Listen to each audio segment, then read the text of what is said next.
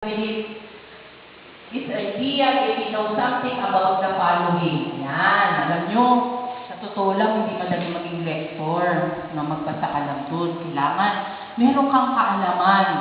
No? Kasi tatanungin ka ng pari. Pag nakalimutan ni Father yung reading, ikaw tatanungin mo, ano bang pagbasa ngayon?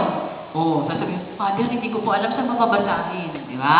So, kailangan, meron kang kaalaman sa mga, kikita niyo yung mga libro na yan, kailangan, alam niyo yan, hanapin, tignan, no? Yan. So, ano ba dapat kong malaman? Okay, lalo na dito. Okay. Ito.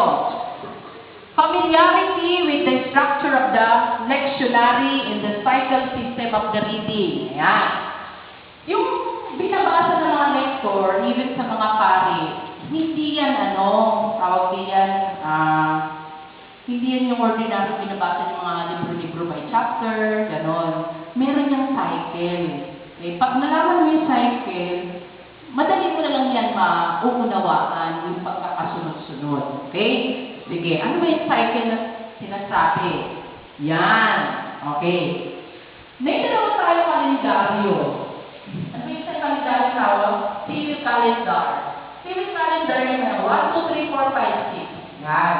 January, February. Tayo, sa simbahan natin, meron tayong tinatawag na liturgical calendar. Yan, kita nyo na yan.